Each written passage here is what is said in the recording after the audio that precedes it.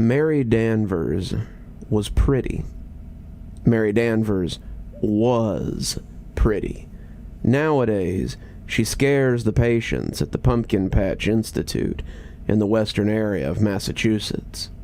Some of the patients that require less care maintain their manners with her, but some of the more unfortunate cases throw tantrums when they see her face.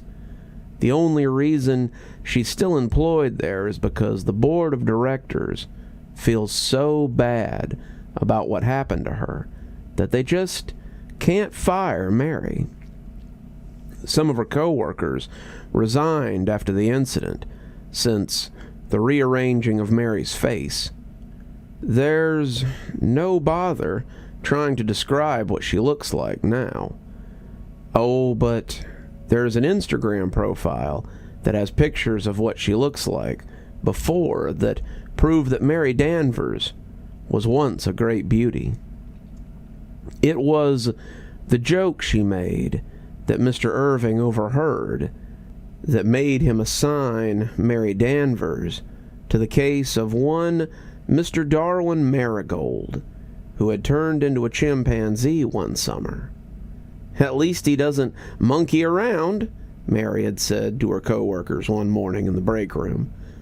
She was putting her lunch away for the day in the fridge, a Tupperware container of chicken Alfredo that she had ordered from a restaurant the night before.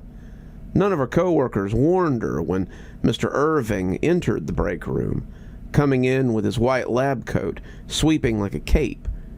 Her back was to him, so she continued, "When we first got him, I thought he was going to fling feces at us.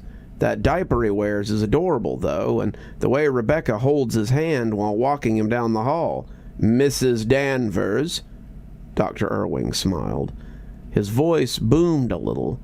Mary Danvers snapped and turned around to face her superior, who clasped his hands in front of him most meditatively.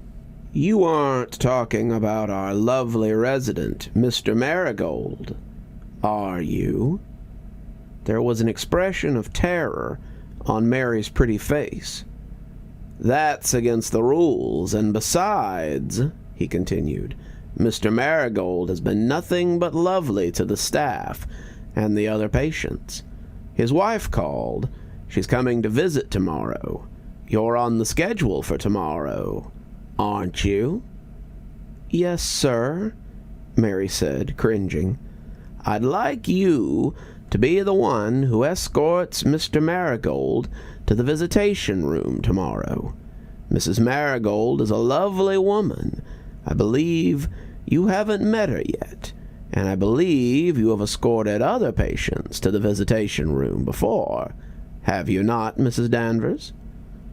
"Yes, sir."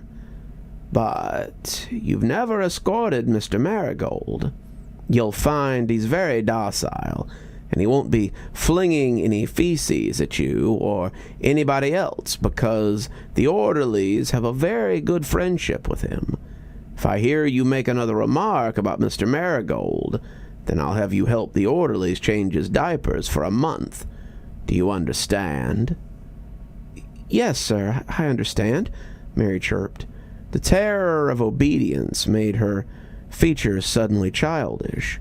She was embarrassed to be reprimanded in front of her co-workers, who were in an awkward silence of their own out of second-hand embarrassment.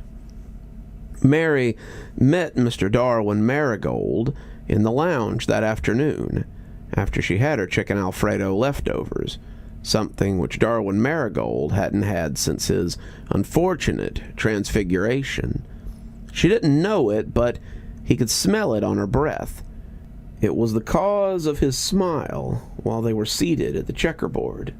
Checkers was Mr. Marigold's favorite pastime, even though his skill was in a laughable decline. All the other patients zombied around in harmless but uncoordinated choreography that hour, while Mary purposefully let Mr. Marigold win. She found the length of his brown fingers unnerving, as well as his barnyard musk. She felt like she was looking into the eyes of the ghost of a dead pet whenever he looked at her when it was her turn. Occasionally, he'd get confused which color his checker piece was, and he would move Mary's checker piece instead. She rectified this, trying to shroud her annoyance with sympathy. She did feel a little sympathy for him, but he also unnerved her so. It unnerved her to know that the chimpanzee sitting across from her used to be a man, and this fact settled itself cancerously the next day when Mrs. Marigold came to visit. "Darwin," the woman in the purple crochet sweater cooed, "don't you recognize me?" Her face was pale enough for some of the orderlies to mistake her for one of the patients, but she had the perfume of the outside world on her. Perfumes from department stores, cinnamon toothpaste, real life. "Darwin, honey."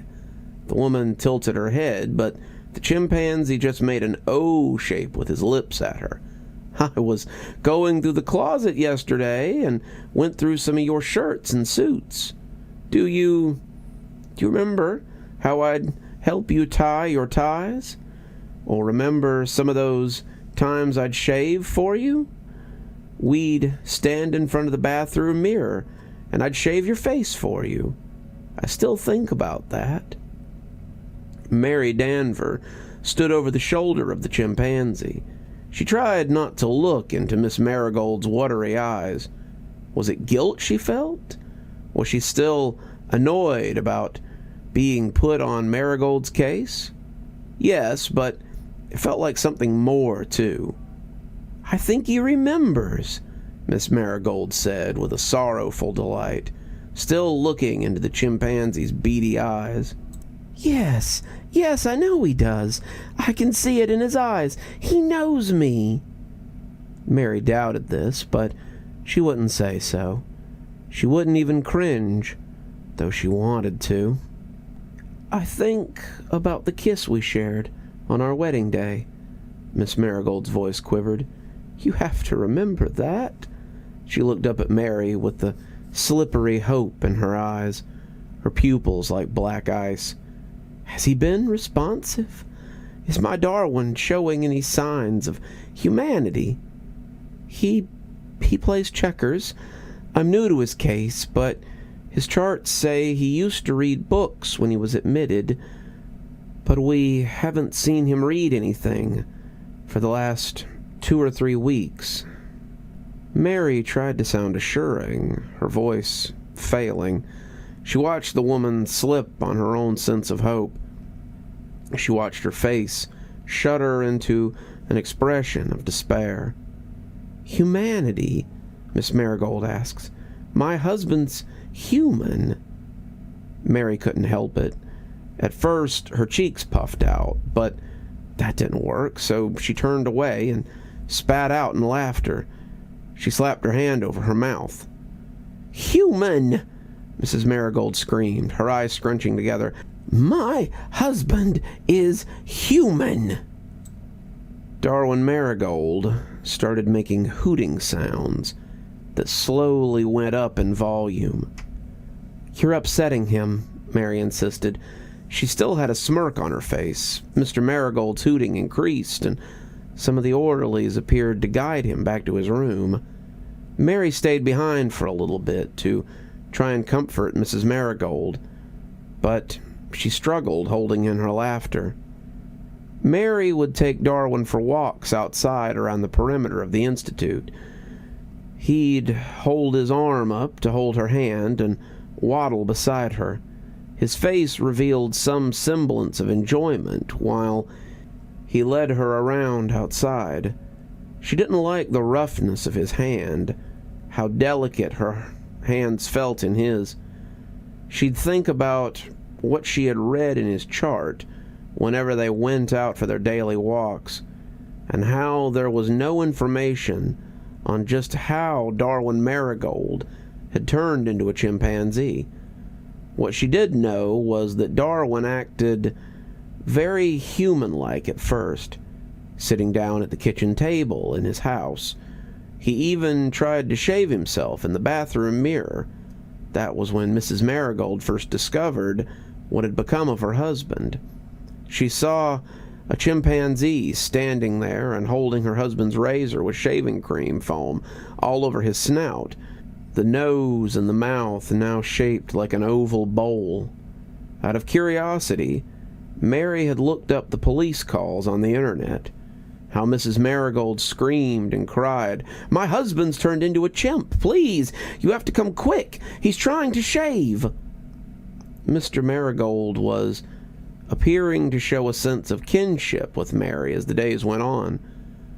When it was time for their daily walks, he'd stand there and hug her leg while she cooed, "Come on, Darwin, don't you want to go for your walks?" He wanted to hug her. He wanted company. He wanted something, or maybe he just didn't want anything. His skills at checkers declined until Mary gave up even playing with him anymore. In fact, the head psychiatrist had actually diagnosed Mr. Marigold with depression because he started displaying a reluctance for his daily walks. He started showing a propensity for wanting to spend all day sitting in his bed. Mary would clock in and come to see the chimpanzee, sitting with his knees to his chest on the bed. How similarly he looked to a catatonic prisoner. Seeing him in that monkeyish position reminded Mary of the infamous Russian sleep experiment photo, and it started to make her dislike Mr. Marigold even more. She only walked him up and down the institute hallways. She was always embarrassed to bring him into the boys' bathroom when the dopey hoots of the other patients that hid in the stalls would surround them. One day, Mr. Marigold got angry at his own reflection, and the orderlies had to come and put him in his room. Another time, one of the male patients tried to hug Mr. Marigold, and it irritated him violently again, but the situation was quelled when they put him back in his room. Mrs. Marigold kept coming to visit, but she wasn't visiting her husband anymore. She was visiting a chimpanzee. She cried every time. Mr. Marigold never did. There were brief instances in her visits when he might have recognized his wife, but every instant always devolved into him just zoning out. "Good morning, Mr. Marigold," Mary greeted him one morning when entering his room. He was sitting on the bed in his usual position. She crept forward. "Want to go get some breakfast?" It was unprovoked. Mr. Marigold propelled himself off the bed and onto Mary's face. She didn't have time to scream. The impact of him jumping on her sent her falling backwards into the room and out into the hallway. Chimpanzee shrieks echoed down the hall before any screaming started. But the screaming did come, and the screaming and the chimpanzee shrieks made such a hideous duet. Mr. Marigold had started by beating his fist onto Mary's shoulders and collarbone. She closed her eyes. She turned her face away so that her cheek touched the floor. And that was when Mr. Marigold's dirty fingernails dug into the side of her face. Her screams blasted out when he ripped a flab of skin off like the fatty tissue of a roasted turkey. Her screams were sharp. Mr. Marigold shrieked and hooted as if annoyed by those screams. He pummeled his fist down a couple of more times on her chest, his fists bouncing off the bra under her blue scrubs, and then he went back to ripping at her face. He bent down and nibbled on the exposed muscle. So much of her face had been removed that she felt his teeth scrape against her molars, scrape against her gums. She screamed and cried again and again. Orderlies and security guards shuffled down the hall, but Mr. Marigold had already taken out one of Mary's eyes. He popped it into his mouth and chewed, the veins swinging from his lips. He seemed to be smiling while Mary cried. Why, half of Mary's face was smiling too. Mr. Marigold was put back in his room. He got back into bed, returned to his sitting position while chewing on Mary's eye, as if it were nothing but a piece of bubble gum. He chewed while Mary cried in the hallway, with half of her face just gone. The damage couldn't fully be seen, because her face was a flood of blood. I'm one of the orderlies who rushed into the hallway that day. I don't like to remember how she cried up at the ceiling, as if crying would repair her face. I admit I froze above her. I'd had a crush on Mary for years. I was always too afraid to tell her or ask her out, but that day, when the other orderlies and I stood over her, I was sick to my stomach. I hate to admit this, but I was grossed out. Mr. Marigold is still at the Pumpkin Patch Institute. He hasn't thrown any other tantrums. In fact, he's very well behaved now. I take him for walks sometimes. His violence on Mary Danvers actually seemed to have improved his mood. He likes the sunshine. He likes it when he sees Mary Danvers. He smiles at her whenever he sees her. That is who he recognizes more than his wife. Oh, I think Mrs. Marigold is coming today. What do you say? Want to go back inside, Mr. Marigold? You're still here. Thanks for stopping by. Dr. Plague here. Always a pleasure to see all my new and old viewers coming by for another one of my spooky tales. If you'd like to support the show, you can always take part in one of our channel offers through Fume or Aura, or you can just click on another video when they come up. I'd really appreciate it. For our newer viewers, we also have lots of playlists and other things if you'd like to get caught up. I know some of my series have been going on for quite a while. If you'd like to get my latest book, there's a link down below that'll take you to my Amazon page. Towesey Homestead just came out, so if that's something you'd like to get your hands on, go ahead and have a look down there. If you'd like a signed copy, you can go ahead and email me from my email address on the site, and I'll get with you about shipping information and ship you a signed copy. If you'd like to support the channel in a more monetary fashion, we also have membership through YouTube, and we've got a Patreon that you can get the information for in the description. We have lots of tiers and everything to suit your needs. Patrons that support on the $10 tier, that's our Ghostly Reader tier, get a book anytime I write one, signed and on their doorstep. As you may have noticed, there's a list of patrons and members on the screen, and I'd like to personally thank every one of them for taking a hand in the future of this channel. Well, that's enough for tonight. Dr. Plague, signing off. Have a wonderful evening.